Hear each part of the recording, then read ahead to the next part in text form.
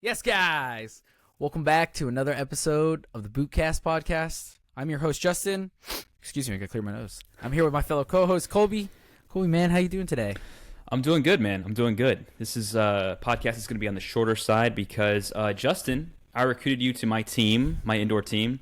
So we will be going to play a game right after this. Yes. Colby is a baller, and I am pretty terrible. So, no, man, you're not too bad. You're not too bad. You're.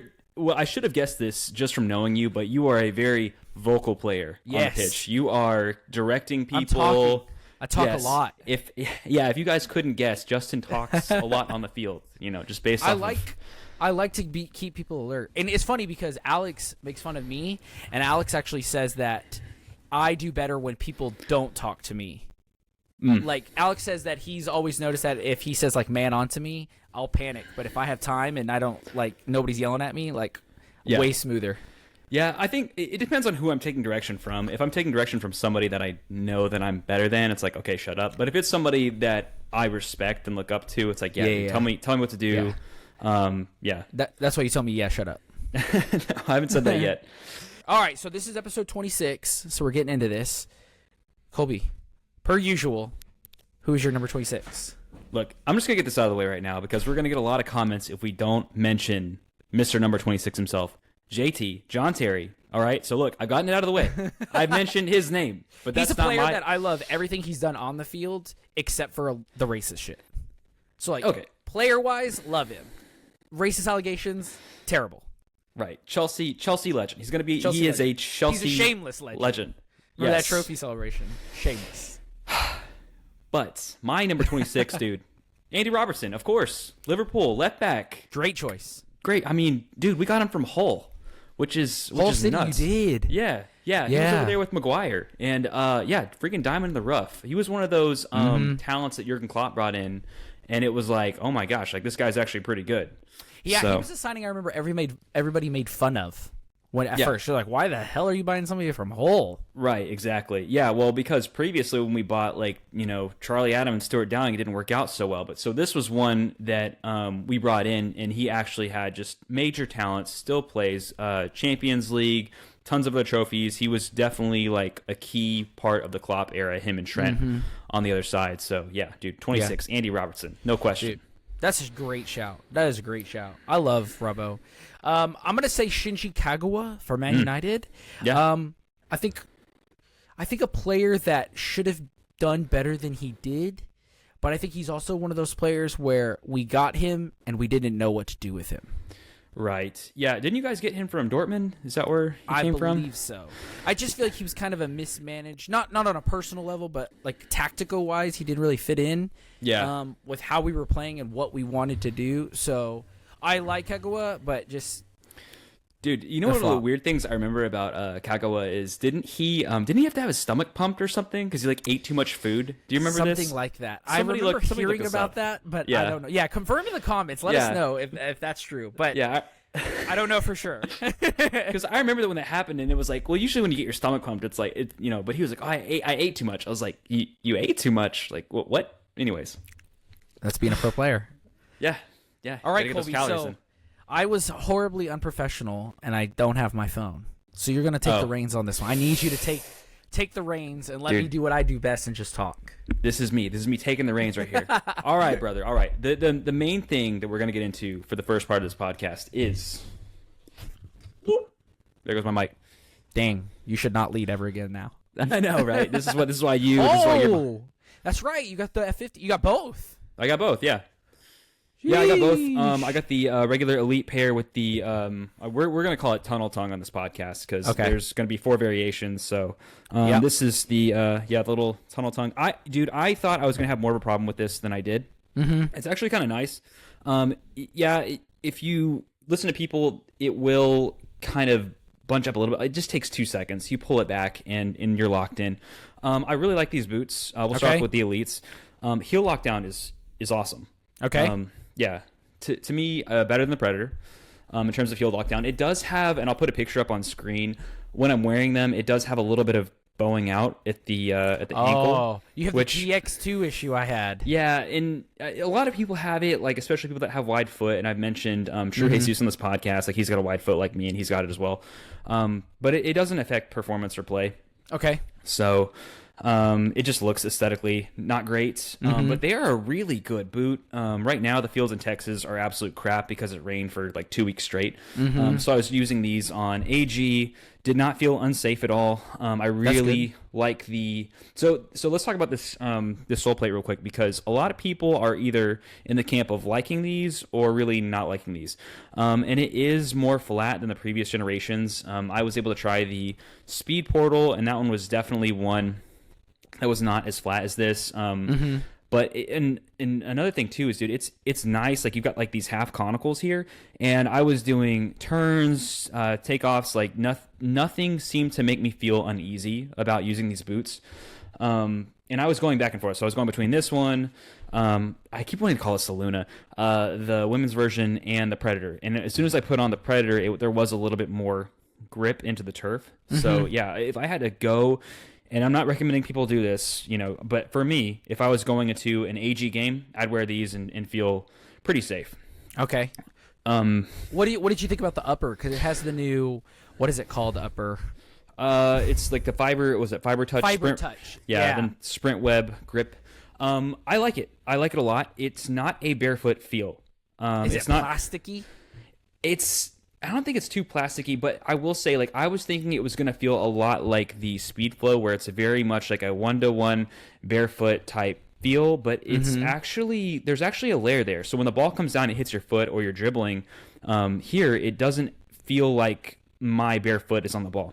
Okay. I like that. I don't like to I'm one of those players I don't like to get stepped on. I like to have like some kind of cushion there. So, but it's very good. I think the grip elements do actually work. I think it would feel a little bit slippy if the grip elements weren't on there. I do think it does something. It's not like grip knit or something crazy, but it does actually give you a little bit of boost in your performance. So, I mean, overall, dude, this is a great boot. Okay.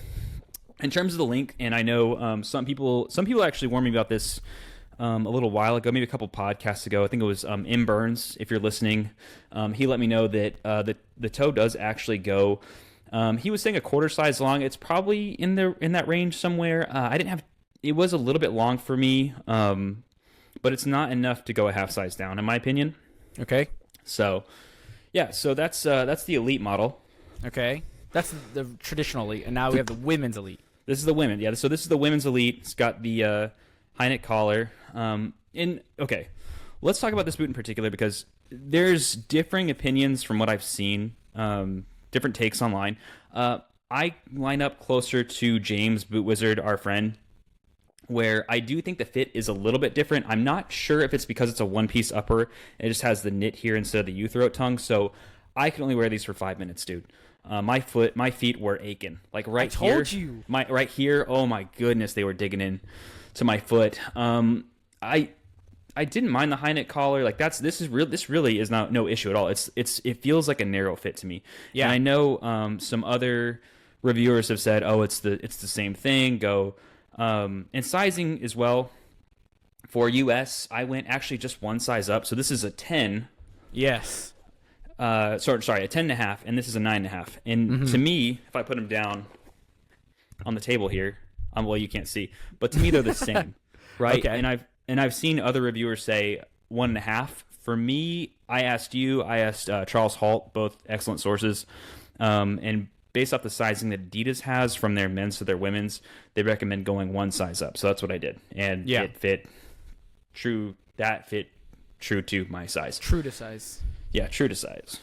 Okay, so you went breakneck speeds. We're going to talk about these a little bit. Now, for starters, I want to say I think it's super cool that the men's and women's are kind of like a yin-yang pattern. Like the front of the 3 stripes on the men's is red and goes to blue, and then the women's is opposite. And then same with the sole plate. The sole plate is kind of reverse. Like, yeah. I think that's super cool. Like, I think that's a really cool attention to detail where a brand could be lazy and isn't. Now, one question I want to ask you is, I know you said you couldn't really wear it because of the fit, but did you notice a difference in the insoles? Because James said that the insole on the women's fit was way like, I don't want to say more padded, but he said it was firmer. It felt higher to him. Right. Maybe. Honestly, I wish I could have kept them on long enough to notice that difference. They just hurt. Yeah.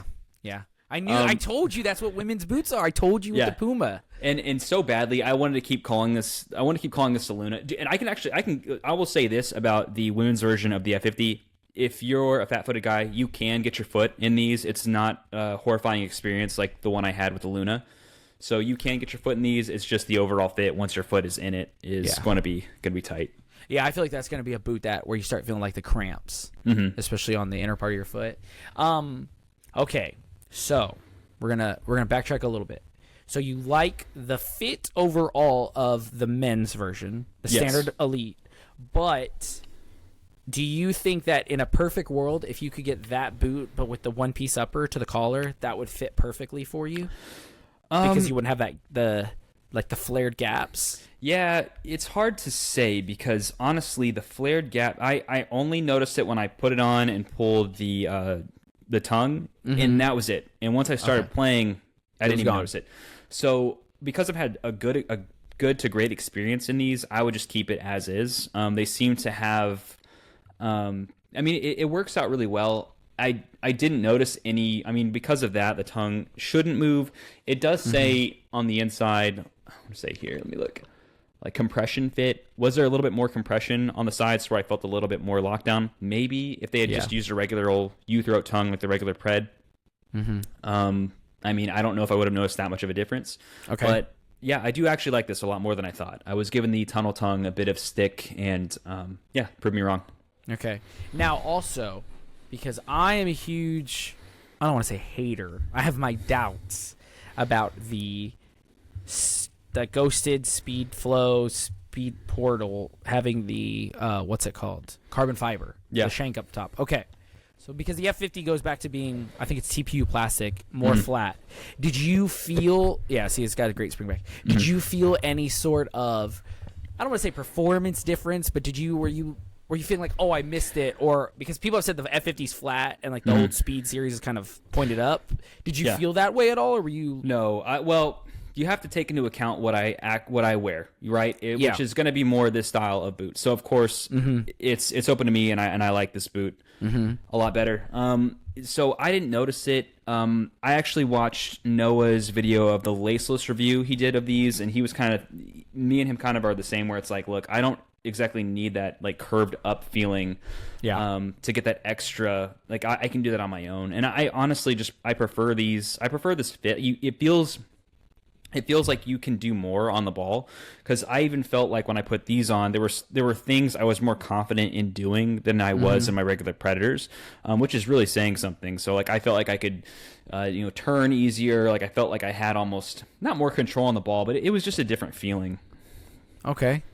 Would you give these, let's say in a perfect world, would you give these more time of day than your Predators? Or your Predators still, I don't want to say your boot of the year, but like those are tried and true? Like if you're going into a game right now, what are you going to pull out? Your Preds, or would you pull out those F50s? There goes the light. Technical difficulties. Always. It's because we're trying to do this quickly. This is a live and raw podcast.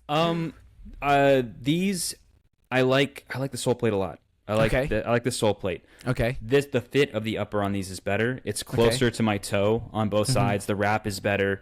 And for that reason, I would still go Predator. Okay. But that is not knocking this boot at all. This is a great boot right here. Okay. So we're liking the F50. You were wearing boots, I think, back in 2014 when the F50 was still around, right? No, I was in PT school, dude. I had my head in the books, so. I was gonna say, I didn't know if you felt like on a personal level if this lived up to the F50 name, because this has been a point of contention.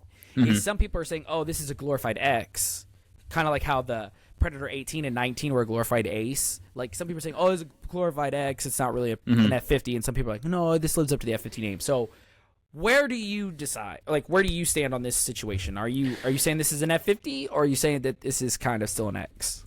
The only like really X that I've tried recently was the Speed Portal. I didn't mind that boot. It was actually really nice. I had the laceless version. These, I will say, like it, and because I've heard this, it does open the speed boot category up to people like me, and so of course, like, I'm gonna have a biased opinion and say that I do like these. I like these a lot. I'm in the camp of I don't want to say I don't really care if it's more X or more F50, because I know that does mean quite a bit to a lot of people. But it's just a good boot. Like that, at the end of the day, like, yeah, it carries the F50 name. It has a lot of X elements. It does go back to being a flat, more F50 like sole plate. But at the end of the day, it's a good, very good speed boot. Very good feel on the ball. Very comfortable. They really did not miss a lot. The only thing for me that I don't prefer is it narrows a little bit at the toe box, and then a little bit of extra length. I'd prefer something more like the Predator. Okay. But I mean, I'm not really in the game of like X versus F50. Okay. So the last question I have for it is, you are like myself, I would say. You're not really a speed boot person. Okay. Would this F50 make you change that statement? Yeah. I mean, if this is what a speed boot was, yes. Okay. Yes. This would get me into, for this boot only. Yeah. Okay. So, and then, go ahead. No, I was going to say, I think it was the same guy, M. Burns, was comparing the fit of these to the fit of the Mizuno Alpha, which I have not tried, but yeah, I just want to give him a shout and say that was what he felt that it felt like. Okay, cool. And then the women's, I'm going to assume, is probably also equally a good boot. It is just not a boot for you and your foot. Yeah. There could be there are probably some narrow-footed guys out there that would actually really prefer these. I saw J Mike do a video on them, and I know has a very narrow foot, so maybe he would. I was gonna say I need to try those because I might like those. You like the Luna, so I do love the Luna. This is basically the Luna of Adidas. Okay, cool. All right, well that's a good wrap up. So we're gonna give the F50 positive remarks. I'm personally waiting on. I know you've seen them. I've seen them. A lot of people on this who watch this podcast have probably seen them. But the Plus model with the Light Strike Pro, a couple of our friends have had them. I've talked to them. So I think if I try a pair, that's going to be the pair I go for. And if I get them, I will talk about them then. Yeah. Keeping along with that theme of the Light Strike Pro, that's a laceless model. Now, do you think that it was silly to make a regular laceless Elite model if the Plus model is a laceless that also carries a little bit more? Yeah. We've talked about this before. I don't understand what Adidas kind of is doing with these redundant models. You know what I mean? We've talked about it on other. I think that, like, the reason that I think that the crazy fast worked having two laced models is because how vastly different they were. Okay, so I think that made sense, and then having the 0.1 laceless and then the 0.1 whatever they were called, the Elite whatever, those made sense too because it's kind of the same boot. One has laces, one doesn't. Okay, so I kind of understand that, but this is kind of the same issue I have with the Predator and the Predator FT. Just make the FT and cut the tongue off, and you have the other one. It's the same boot. Yeah, it's the same boot, but so that's kind of where I'm at with this. Like, I don't maybe the laceless. Like, I don't understand the point of the laceless now in the Plus. Now that I've seen them, like, I don't get it. Yeah, I think people that if you're going to get a laceless model, you're going to most likely get the Plus. Like, I don't see unless you're going. I mean, how much? I want to know how much more is the Plus versus the laceless Elite. So far from what I've seen, the Plus is $300. Okay. And I think the regular is $260. $260, I think. So maybe a difference of $40. So if $40 is going to keep you from getting the top model after you're already paying $200 plus. See, that's the hard part. But then again, the $40 it looks like is you're paying for that Light Strike Pro and and from what I've heard about that Light Strike Pro is it's not like the Air Zoom where it covers like the whole front part of your foot, the bottom of it. It's just like on the, is it the medial? That's the outside. Yeah, the medial part. So some people I have talked to have basically said that they only feel it when they're like planting, like to cut and go. And so I don't know. I feel like I can already see it now that the marketing spin is like, when you plan to change direction, the Light Strike Pro is going to give you the bounce back to, it's going to be some hoopla. Let's call it what it is. It's going to be some hoopla. It is some hoopla. Everybody's got their hoopla. Here's the thing. Here's the thing about this hoopla, though. I'm a sucker for it right now because I'm really, really interested to try it. Yeah. And the fact that there's something on the market right now that I'm willing to try over my Roteros. Mm-hmm. You know, because I'm still championing the Roteros. I feel like that's kind of become like my moniker now, is like King Rotero himself. Yeah. But like I champion that boot hard. And so if there's something like that's genuinely has like piqued me to where I'm like, yeah, I really do want to give those a shot. That to me, that says a lot. Yeah, I think I was telling you that when I first saw it, it reminded me, I was like, because it's just like a little piece there. I was like, that reminds me of an N64 expansion pack. You just kind of like put it in right there. Pack. Yeah, a little rumble pack. Yeah. All right, man. All right, let's keep going here because we gotta go play. All right, so we've been waiting, and there's been rumors and speculation. Finally, this week we get to see the Japan Blue Mania remake. Yes. On, I think it was Nagelsmann. Nagelsmann, yeah. Okay, so I'm going to let you talk about it first before I say what I want to say because I feel like I'm going to end up going on a rant a little bit. Okay. So I want you to talk about what your thoughts are because everybody knows how I feel about the Japan Blue. So you tell me what you're thinking. Okay, give me a second because I want to pull out a fan comment here real quick. And I'll kind of give my piece, and then I'll kind of give you what he says. So my take on it is, look, I'm probably not going to be one to get the Blue Mania remake. I saw they were doing a champagne actually today. I don't know if it's necessarily real or not. It misses the elements of having a red tongue and the black Adidas stripes.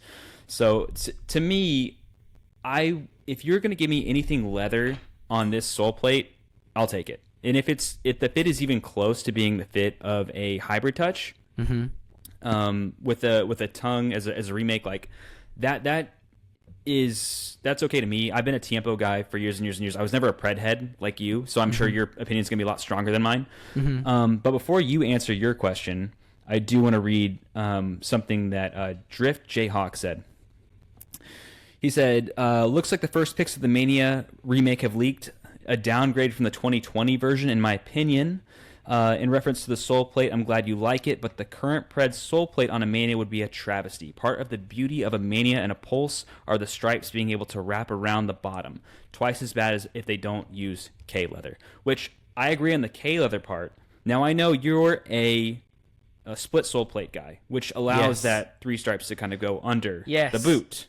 So I will let you take off from here, my friend. Okay, so initially, when I heard the rumors of a Japan Blue remake, I was hyped. I am still after two pairs of the first Japan Blue remake. I haven't got my hands on them, but I'm still after them. But I agree, it has to be a split sole plate for starters. Like, that's part of the Mania, and I think the reason that the red one isn't as loved as the Japan Blue is because the red one doesn't have a split sole plate. It has the 1819, so it's just red and silver, okay? So, for starters, let's get that out of the way. Okay. Now, upon closer inspection of that blue boot, it is starting to appear to me to be less and less leather, and I'm starting to think it's either going to be hybrid. I think it's going to be hybrid touch, to be honest. That makes the most sense. Now, at first, I was like, that is so stupid. Like, this is the same thing that I have an issue with the current blue Pred. I love the Japan Blue Modern Pred, but it doesn't use red. And it's like, why? Why did you just change something so minimal where you could have made everybody happy? And I was so pissed about the Japan Blue not appearing not to be leather. But then, I had like an epiphany thought. And I thought about somebody like our friend James, Boot Wizard. Okay? James is a known vegan. He doesn't wear leather. That's what he does. That's how he believes. So then I started thinking, well, that makes a lot more sense now why they would do hybrid touch. And that's kind of what David Beckham used to do with his Preds back in the day when he started changing to a synthetic. So then I had the realization that this Predator, and we may have seen the synthetic, but this Predator, if Adidas was smart, if they were really smart, they would just do what they did with the Precisions.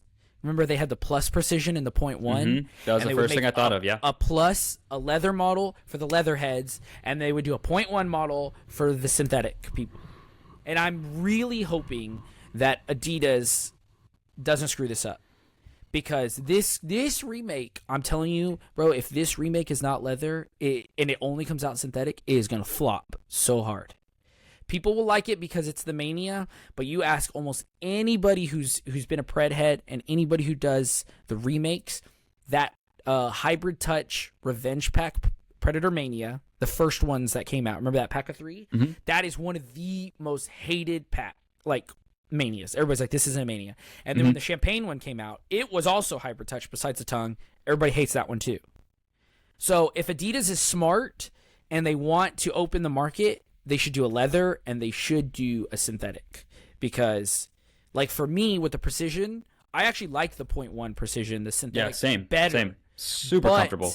But, like, on what I want a Predator to be, you have to have leather. Like, it's just part of that DNA.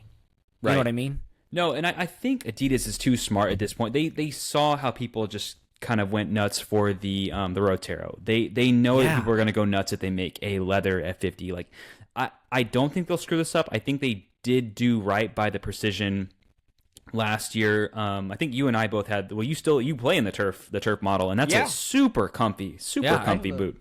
I have the outdoor one right here. Yeah. So it's an amazing boot. And the way they did the synthetic, like we've talked about it, this is OG Hybrid Touch. This isn't the Hybrid Touch that's on the current Pred. So this is a more plush. I would say this is more leather-like than the current Hybrid Touch. Yeah, and I think people actually were liking the Hybrid Touch model better because they said the leather one was just too bulky to be. So if you wanted something a little bit on the slimmer side, a little bit, as modern as you can make a Precision, that was kind of the preferred one to go for performance. For sure. I just think that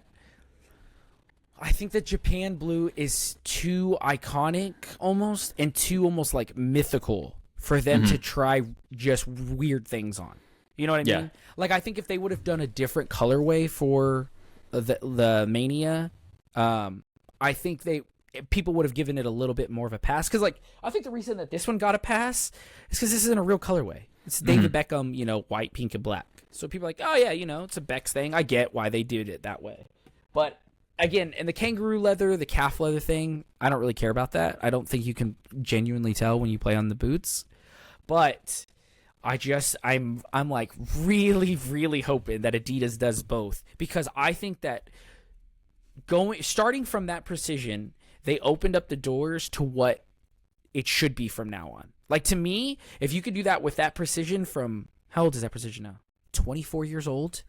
If you can do that, then you don't have an excuse not to do it for all of them. And I think going forward that every remake needs to be that way. Yeah. Yeah, that's a great point, man. I think, and like I said in the last podcast, Adidas have not missed in 2024 so far, and unless you count the Generation Pred. So I doubt they'll miss on something as iconic as that. I want to get your take on this because, like I said, I'm not a Pred head. I wasn't like an ultra Beck's super fan. The Champagne remake that we saw today. Is that the white one? Is that the one you're talking about? Yeah, it seems to be a whiteout. So it's not a true. So it's not a true like red black. Like how do you feel about something like that where instead of doing like the classic Beckham colorway, they just go all white? Like what's your thoughts on that? I think it's okay. Yeah, I'm totally fine with it. Because the Manias were both real. All three of those were real. Okay, so which ones weren't real colorways? The Zidane accelerators, the gold Zidane accelerators, those never existed. That was for the remakes only. The blackout accelerators never existed. What was that electricity? Is it the electricity colorway? Where it's like the blue. It was the accelerator that had like the blue, the highlighter yellow, and the black. That never was a real colorway. Those Beck's ones aren't real colorways. So it's like even the is it the Eternal Class, the white Beckham ones? That's not a real colorway. That's like a adaptation of a colorway. But none of those were real colorways. So I don't mind you're okay with it not being. Yeah. And for me, like I love my whiteout boots. Like this is my favorite. If I got another pair of pearlized, like I'd be happy. So that almost kind of feels me wanting to get another pair of these. So I'm totally okay with it. I love my whiteout boots. Yeah, so I don't have any. My thing is with, I guess I need to rewind this a little bit. My thing is, I don't care if they play with colorways when they do the remakes. I think it's kind of cool in a way. But if you're going to honor and remake a classic colorway, you need to go all out and make that classic colorway. And I think that if this new Japan Blue, I'm telling you, if this Japan Blue comes out and it's synthetic, everybody's going to say they half-assed it. Everyone. Yeah. And I don't want that because I agree with you. I think Adidas has absolutely crushed it this year. Yeah. All the remakes, in my opinion, have been, even like the not the best LZ one, have been phenomenal. Like, I love all the remakes, and I really, really want to love this Japan Blue. But I'm just, after seeing those pictures today, I'm super worried.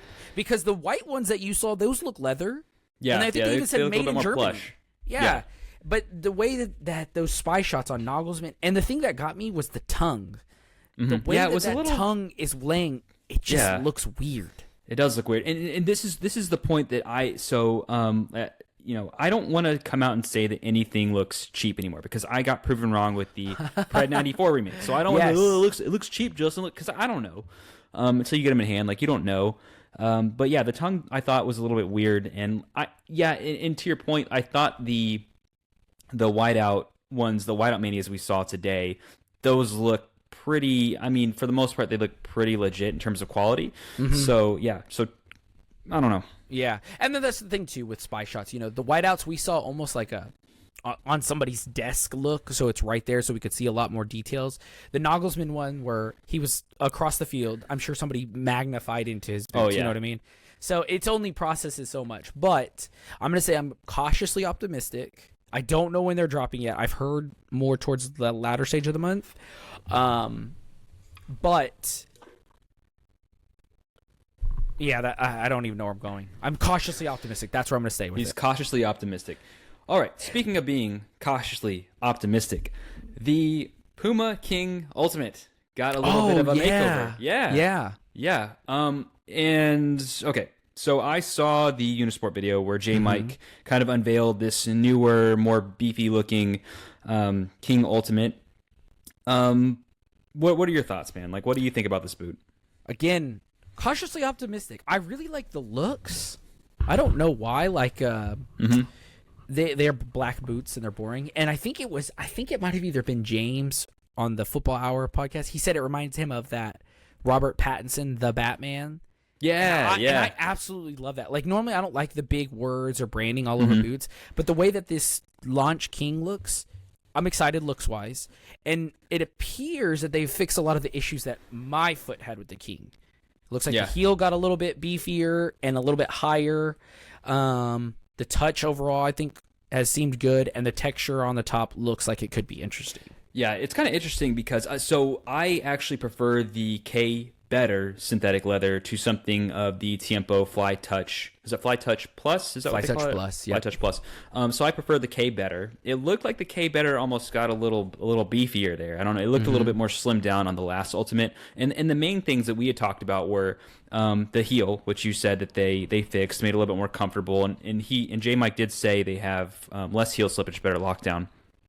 And then it seems to be more padded. So that'll be an interesting. So I'm definitely going to try these. I think with Puma Kings, you can kind of guarantee that in a couple months they'll still have all your sizes and they'll be at half price. So I hate saying that, but I mean if it was a good boot, it'd fly off store shelves like Predators. Oh yeah, I mean it's gonna, and where the market that those boots are trying to pull are also the same market that the Nike Tiempo is having issues with, as well as the Copa Pure 2. Copa Pure, that whole heritage style, I think honestly it's kind of run its course, and I think that all the major brands are going to kind of have to figure out something, because I think that market has either moved on to other things or they are just not interested and they're keeping their old boots. So yeah. I mean, I saw, this is something we can just bring up. I saw the new Copa Gloro today, and to be honest, out of the Tiempo, the Copa Pure 2, or maybe the Puma King, I would probably rather just save a little bit of money and go with that Gloro, because it still had leather. It appears to have leather in the toe box. It appears to have leather on the tongue.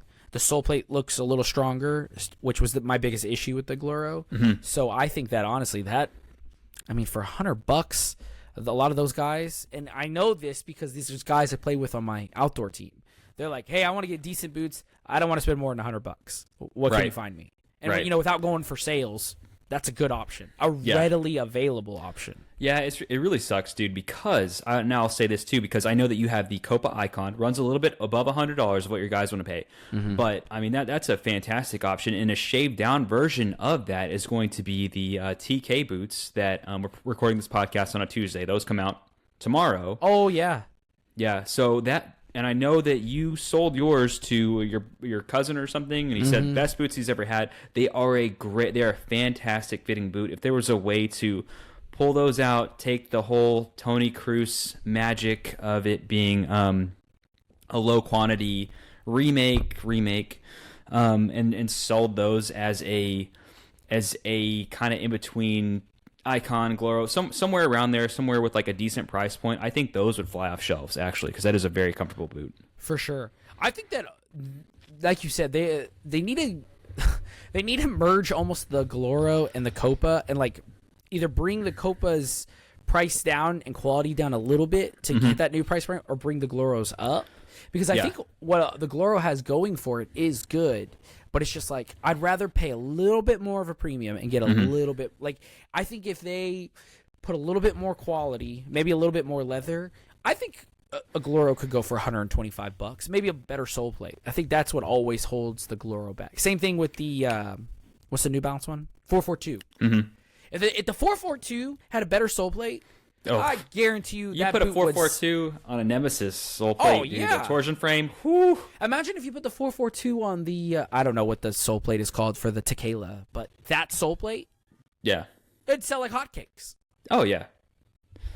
So, yeah, they'll figure it out. I really. Speaking of New Balance, because you did bring this up, with going back to the Puma King, I honestly thought that could have used, you know how New Balance, they didn't just do a whole new model for their Tequila or their Furon. They said, we're going to do like this little plus upgrade. We're going to put a little plus on the side of it. I feel like the Puma King could have done that. Just fix the heel, keep it slim, maybe make like a different last for the model they already had. But I'm okay with this. I don't mind them kind of beefing out the heel and adding a little bit of some raised elements. I feel like, I know J Mike said the raised elements made him think of the Puma King 21, which is like one of the worst. That one's K-leather, and it's like the worst K-leather you can buy. I like that. I like that they kind of went for it. Hoping I'm not really, even if though it's a Batman colorway, I'm not really into like a black boot. But once they put like a cool colorway on there, I'll definitely check it out. Yeah, this Puma King, just to round off the final bit of the conversation, when I was watching that review, and this might have just been the vibes I got because, again, where I was at with boots, but this Puma King reminds me of if the last Puma King and the Evo Power had a baby. Because it definitely has a lot of Evo Power vibes to it. Right. And even just how it's kind of shaped and the slightly off-center lacing. So I'm like, the Evo Power is a very loved boot. People do miss it. So maybe if that's the direction they go, I'm like, okay, Puma, like, I'm giving you some props because it looks like you're on the right track. They're on the right track. They're on the right track with their carbon. You know, they're like kind of trying different things. They're coming like, I'm like this for the future, dude. Let's see. Let's go. See what happens. All right, man. Well, we're about almost 40 minutes in here. I know we need to wrap up soon. I'm gonna save this question for the next podcast because I just thought of like a more relevant question to what we're about to do. Okay. So we're about to go play an indoor game. Okay. Are there things that you do to prepare for a game? You know, for indoor, outdoor, any like? Do you get the TheraBands out? Start doing the muscle energy, you know, warm-ups, stretching? No, I'm old. I stretch. I have to vigorously stretch. I think I've told you before, I have like horrible calves and a lot of problems with my calves being tight. But the main things I always do is I have to fix my hair. I think it's just the pretty boy in me. I have to have my hair fixed in some way. Yeah. And I stretch, and I always have nerve pees. That's what I call them. So literally right before I play, I have to pee. Yeah. Like even if I've emptied my bladder, get a little tinkle out, but I have to pee right before a game. So that's my funny pregame ritual. What is your pregame ritual? You know, I didn't have to do this before, but I've seen after I saw 7MLC, and I think Noah does this too. I bought the pack of these TheraBands a while ago, and so before I leave, I'm a dork. Like I'll go down. My kids make fun of me. I'll like do the the exercises just to make sure like all my muscles are warm, and then I have a freaking 20-minute drive, so it probably kills it. But you know, I have such a fear of getting injured and being out and it being even harder to come back and play just because we're, like you said, we're old. You know, it takes us forever to heal. So yeah, I do a little bit of that. Make sure I hydrate during the day. I have some rice the day of and the day before, so I'm well carbo loaded, which I'm sure you have to do that for weeks in advance, but. Nice. Yeah. But no peas. Sometimes it depends on. I drink a little bit of coffee before too. Yeah, I get a little caffeine in. You don't drink any coffee? I drink it. Well, no, I don't drink coffee. I have like a Rockstar. Okay. It's probably same worse thing. for me. Yeah. But yeah, I do a little Rockstar sometimes on the way. Are you able to get to? This is a problem I have. Yes, especially when we have these. You can go to sleep. Yes. Oh, you lucky dog, dude. Okay. Here's the thing. If you guys don't notice me, and you can't tell with my face, I love like soda and caffeine. So like I love Coca-Cola, I love energy drinks. So I can drink one and be like zonked out. Super lucky. I don't know if mine's more to do with the caffeine that I drink before I go to a game or like just the amount of like body heat that I still have when I come home and I'm still psyched up and I've got so much adrenaline going that I'll go and I'll lay in my bed and I'll sit there and I'll be staring at my ceiling like, can I get to sleep tonight? It's the worst. And then my baby wakes me up. Oh, yeah. The newborn. Okay, so here's the question before we end this. So we talked about pregame. Do you have a postgame? Do you do anything? I wish I said I stretch, but I don't. I come home and I ravenously, I raid my kitchen. I grab my peanut butter crackers. Yeah, I get a little protein in, my protein shake. Some yogurt. Yeah, dude, I'm always starving after a game. Yeah, same. Yeah, me and a fellow teammate of ours, a good friend of mine that I've played with for years, we go get Whataburger. We hang out for a couple minutes, kind of cool down, go get some Whataburger, laugh, come home, shower, go to bed. Yeah, that's awesome, man. I hope to join you guys now that we're playing on the same team. Yeah, you'll have to get some Whataburger. Well, all right, man. Well, we're gonna go ahead and end it here so that we can ride off into the sunset. Again. So you can go get so I can go put my TheraBands on. Yeah, I've been just like this the whole podcast. Like like all jittery, like tweaking out. Yeah, that's also Colby's pregame. He does meth. Yeah, it's great. All right, Colby, tell the people where they can find you. You guys can find me at Kicking with Colbs on Instagram, where I posted a video of these lovely F50s. And you can also find me on YouTube at Kicking with Colbs. And my name's Justin. You can find me at Texas Cleat Collector on Instagram and YouTube. And you can also follow us at Bootcast Pod on Instagram, where we have some things in the works. So please follow us there so you kind of know the first. If you have any comments that you'd like to leave, any questions you'd like to ask, please leave them in the comments below. Smash the like button, smash the subscribe button, smash every button besides dislike.